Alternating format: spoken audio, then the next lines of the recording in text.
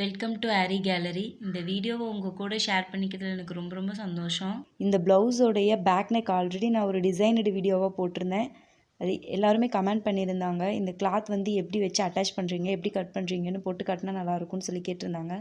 So அதனால் sleeve portion போடும்போது நம்ம கட் ஒர்க் பண்ணி காமிச்சிடலாம் அப்படின்னு சொல்லி ஒரு ஐடியாவில் இருந்தேன். ஸ்லீவ் போர்ஷன் போடுறதுக்கு இவ்வளோ நாள் ஆகிடுச்சு, கொஞ்சம் அர்ஜென்ட் ஒர்க் இருந்ததுனால இதை கொஞ்சம் பெண்டிங்கில் போட்டு வச்சுருந்தேன். இன்றைக்கி அதை வந்து எப்படி போடுறது அப்படிங்கிறத நம்ம பார்க்கலாம். ஃபர்ஸ்ட்டு வந்து இந்த பிளாக் கலரில் அவுட்லைன் இருக்கு இல்லையா, இந்த பீகாக்குக்கு அந்த பிளாக் கலர் அவுட்லைனில் ஃபுல்லாக செயின் ஸ்டிச் போட போகிறேன். அதாவது ஜரி த்ரெட்டில் வந்து செயின் ஸ்டிச் போட போகிறேன். நம்ம அவுட்லைனுக்கு வந்து செயின் ஸ்டிச் கொடுத்தோம் அப்படின்னா தான் நம்ம கட் ஒர்க் பண்ணும்போது ஈஸியாக இருக்கும். நம்ம செயின் ஸ்டிச் மட்டும் கொடுத்தா போதும், ஒரே ஒரு லைன் மட்டும் செயின் ஸ்டிச் கொடுத்தா போதும். எப்படி செயின் ஸ்டிச் போடலாம் அப்படிங்கிறத பார்க்கலாம். இப்போ நம்ம செயின் ஸ்டிச் ஸ்டார்ட் பண்ணலாம். எட்ஜில் இருந்து எந்த இடத்துல இருந்து வேணாலும் நீங்கள் ஸ்டார்ட் பண்ணிக்கலாம். கரெக்டாக அந்த பிளாக் கலர் லைன்லேயே நீங்கள் ஸ்டார்ட் பண்ணி கொண்டுட்டு வந்தீங்கன்னா ஈஸியாக இருக்கும். ரொம்ப சின்ன சின்னதாகவே போடுங்க. இது அவுட்லைன் தேவைன்னா நம்ம பீடு வைப்போம்ல அப்படின்றதுக்காக நீங்கள் வந்து பெருசு பெருசாக போடக்கூடாது, சின்னதாக தான் போடணும். ஏன்னா இதில் நம்ம பண்ண போகிறது கட் ஒர்க்.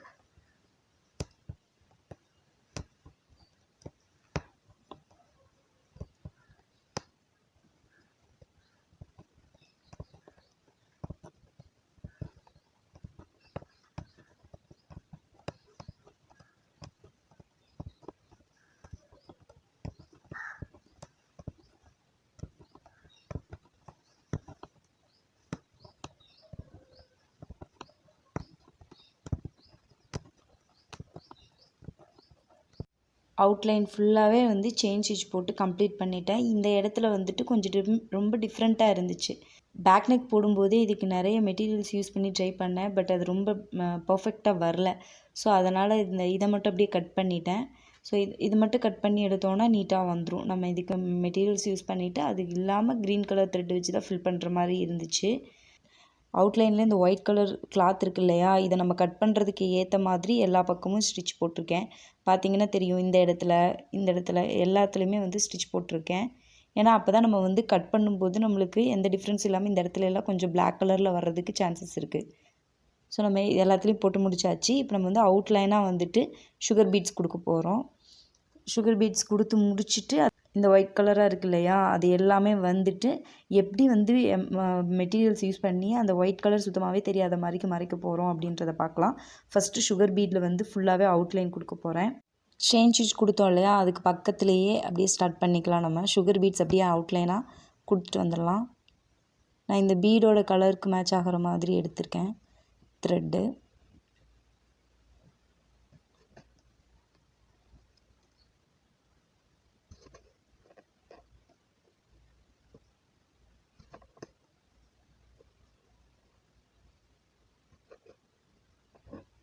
பார்த்திங்கன்னா தெரியும், நம்ம இதை கட் பண்ணும்போது நம்மளுக்கு ஈஸியாக இருக்கும். இந்த மாதிரி கொடுத்துட்டே வந்துடணும் எல்லா பக்கமும்.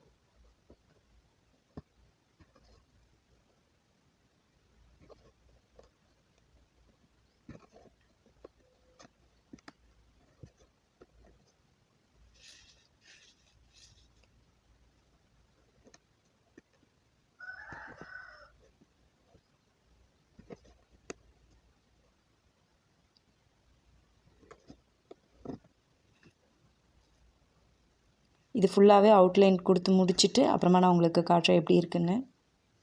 இப்போ இது ஃபுல்லாகவே அவுட்லைன் கொடுத்து முடிச்சாச்சு. இப்போ நான் வந்து இந்த ஒயிட் கலரில் தெரியுது இல்லையா, இந்த ஒயிட் கலரில் தெரிகிற எல்லா இடத்துக்குமே மெட்டீரியல்ஸ் யூஸ் பண்ணி ஃபில் பண்ண போகிறேன். எப்படி பண்ணுறேங்கிறத பாருங்கள். ஃபஸ்ட்டு 2 லைன் வந்து சுகர் பீட் கொடுக்க போகிறேன்.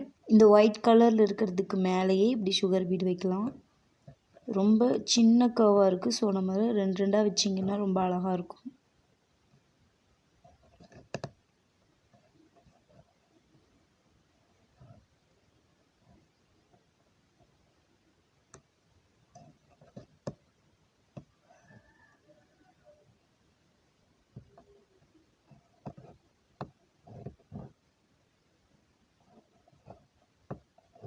இது ஃபுல்லாகவே நம்மளுக்கு மெட்டீரியல் கவர் ஆயிரும். ஸோ நான் அப்படியே கண்டினியூவாக இப்படி வைக்கிறேன், பீட் வச்சிடுறேன். அதனால் அந்த த்ரெட்டு தெரியாது. ஸோ நம்ம அப்படியே கண்டினியூவாக பீட் வச்சிடலாம்.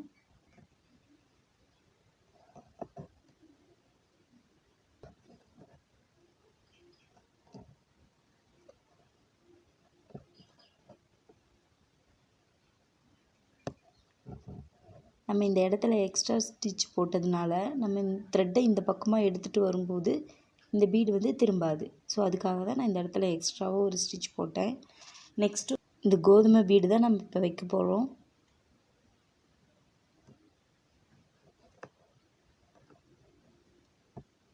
இப்படி வச்சுட்டு இந்த இடத்துல ஒரு ஸ்டிச் போட்டுட்டு திருப்பி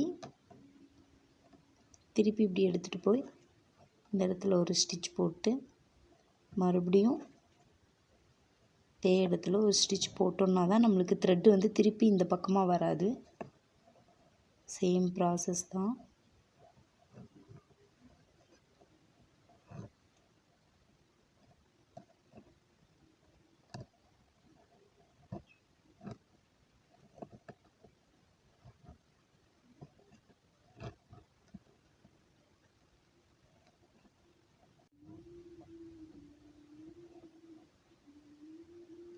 லாஸ்ட் பீடு வச்சாச்சு. இப்போ நெக்ஸ்ட்டு வந்து மறுபடியும் சுகர் பீட்.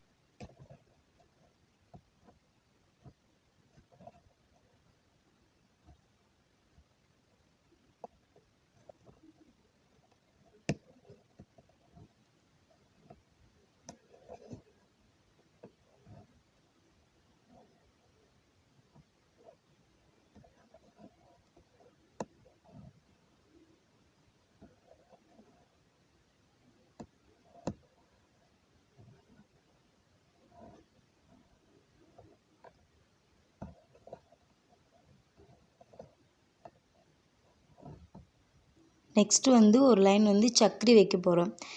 இது இந்த மாதிரி பூ மாதிரி இருக்கிற சக்கரி தான் வைக்க போகிறேன்.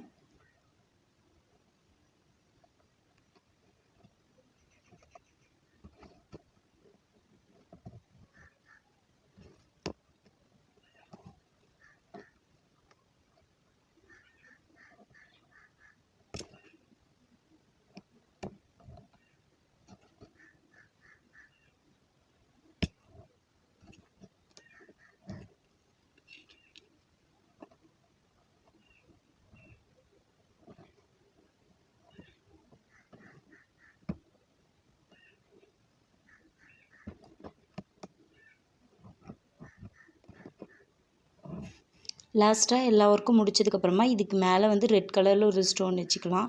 இப்போ வந்து இந்த ஒர்க் பீட் ஒர்க் ஃபுல்லாகவே முடிச்சுக்கலாம்.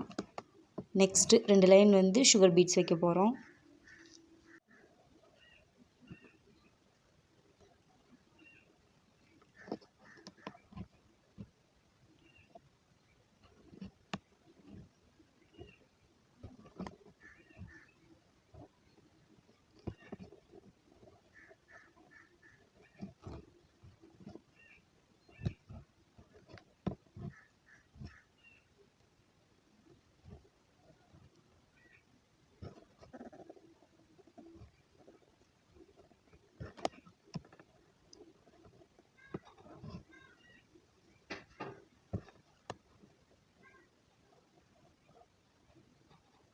இந்த சைடு ஃபுல்லாகவே நம்ம அந்த ஒயிட் கலரை மறைக்கிற மாதிரிக்கு மெட்டீரியல் ஒர்க் கொடுத்தாச்சு.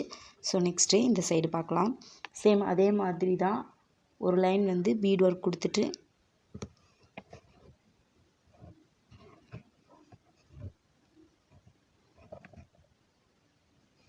இந்த ஷேப்புக்கு ஏற்ற மாதிரி நம்ம கொஞ்சம் தள்ளி தள்ளி வச்சு கொண்டு வந்துக்கலாம்.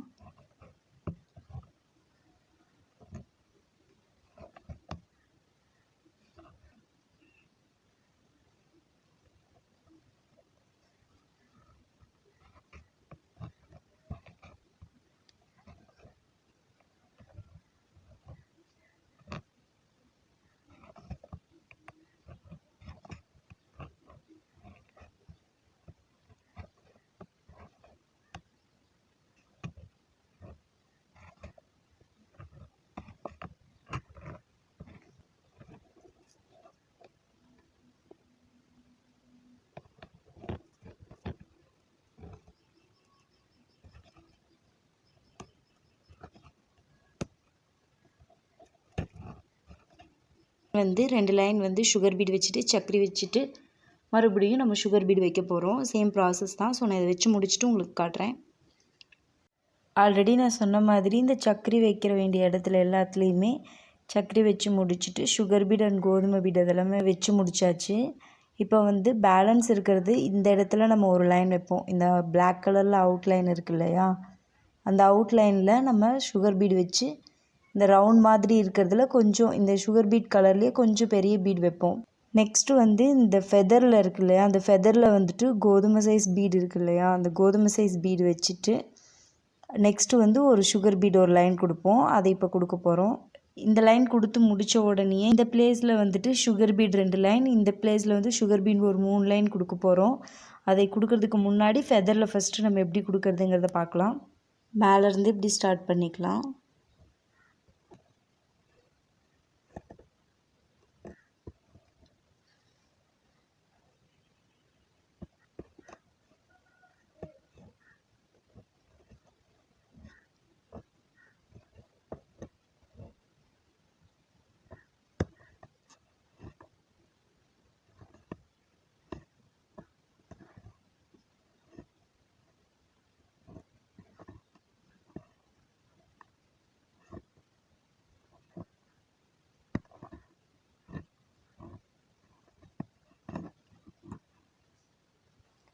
நெக்ஸ்ட் ஒரு லைன் வந்து சுகர் பீட் கொடுக்கலாம்.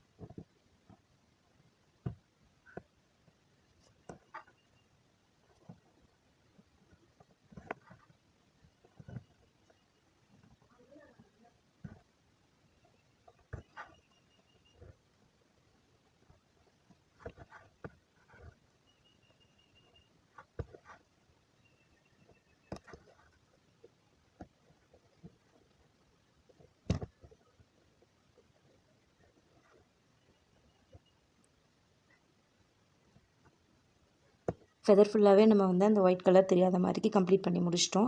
நெக்ஸ்ட் நான் சொன்ன மாதிரி தான் பீகாக்கோட இந்த ஷேஃபுக்கு தான் இப்போ நம்ம சுகர் பீட் வைக்க போகிறோம்.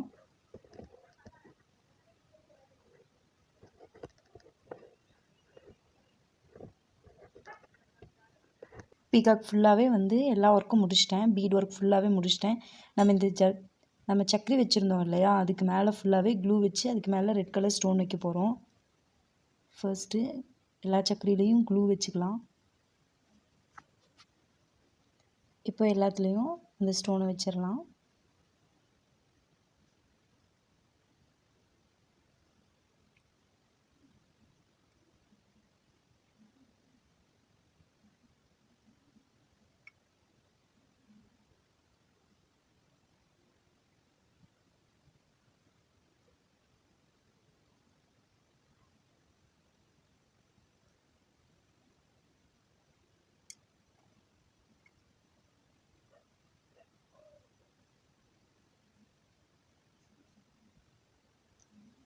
சக்கரியில் ஃபுல்லாக ஸ்டோன் வச்சு முடிச்சாச்சு.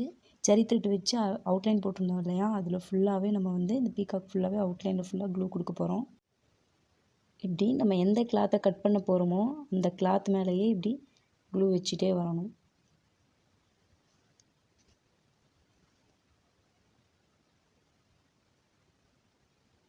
நம்ம ஆல்ரெடி போட்டிருந்த அவுட்லைனில் ஜரி லைன் போட்டிருந்தோம் இல்லையா, அதை ஒட்டியே கொஞ்சம் நிறையவே வச்சுக்கலாம். அப்போ தான் வந்து உங்களுக்கு கிளாத் வந்து கட் ஆகும் போது உங்களுக்கு ஜரி த்ரெட் எதுவும் பண்ணாது.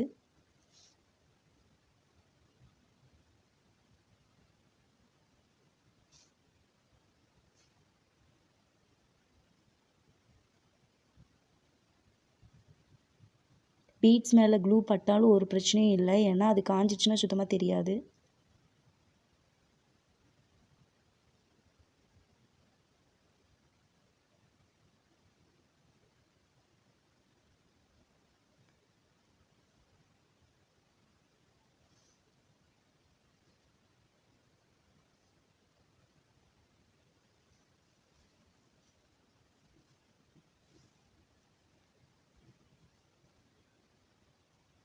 கொஞ்சம் நிறையா வந்துருச்சு அந்த இடத்துல, இருந்தாலும் பரவாயில்ல, அப்படியே அட்ஜஸ்ட் பண்ணி போட்டுக்கலாம் நம்ம. இந்த இடத்துல இப்படி டேர்னிங் பாயிண்ட் வரும்போது இந்த ஒயிட் கலரையும் சேர்த்து தான் நம்ம கட் பண்ணுவோம். ஸோ அதனால் கரெக்டாக அதுக்கும் வச்சே ஆகணும் நம்ம.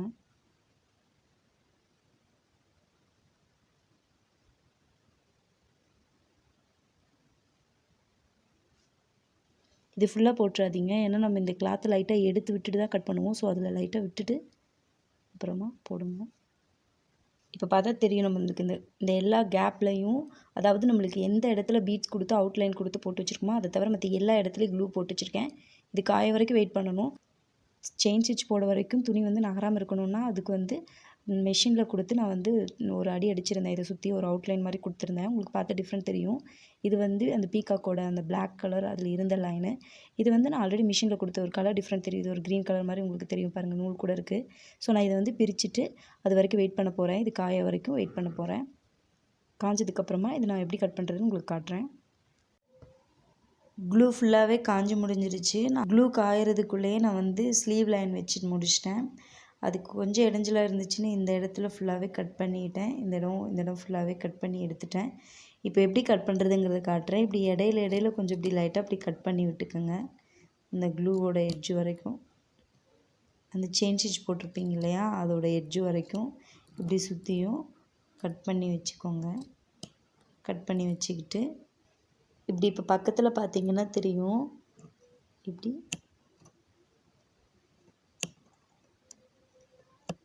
இந்த மாதிரி அந்த செயின் ஸ்டிச்சை ஒட்டியே கட் பண்ணிக்கிட்டே வந்தீங்கன்னா கரெக்டாக இருக்கும். ஃப்ரேம்லேருந்து எடுத்ததுக்கப்புறமும் கூட நீங்கள் மறுபடியும் இன்னும் கொஞ்சம் கட் பண்ணிக்கலாம்.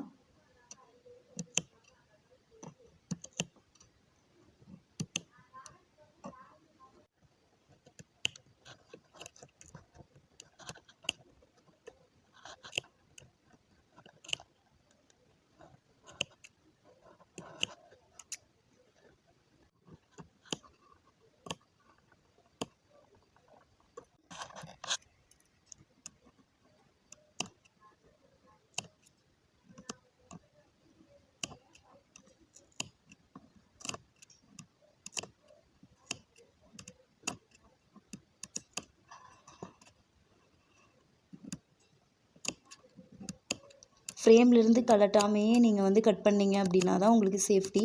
ஃப்ரேம்லேருந்து கழட்டினதுக்கப்புறமா நம்ம இதை தனியாக கூட எடுத்து இது பண்ணிக்கலாம். கொஞ்சம் ரொம்ப இன்னும் கொஞ்சம் மைன்யூட்டாக கட் பண்ணணும்னா கட் பண்ணிக்கலாம். பட் நீங்கள் இதில் ஃப்ரேமில் வச்சே கட் பண்ணிங்க அப்படின்னா தான் உங்களுக்கு சேஃபாக கட் ஆகி வரும்.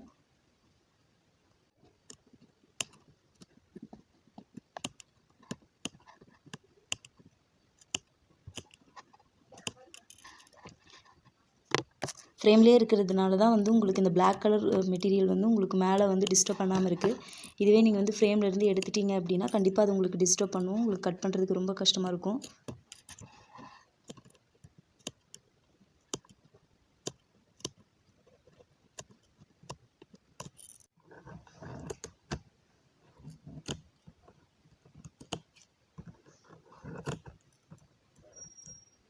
இந்த மாதிரி கட் பண்ணி விட்டுட்டு நம்ம ஃபுல்லாக கட் பண்ணணும். இந்த கேப்பில் இருக்கிறதெல்லாம் ஃபுல்லாக கட் பண்ணி முடிச்சுட்டு காட்டுறேன். ஃபுல்லாகவே கம்ப்ளீட் பண்ணி முடிச்சாச்சு. உங்களுக்கு தெரியும் இதனுடைய டிஃப்ரென்ஸ் இந்த இடத்துல ஒயிட் கலர் இருந்ததுக்கும் பிளாக் கலர் இருக்கிறதுக்கும்.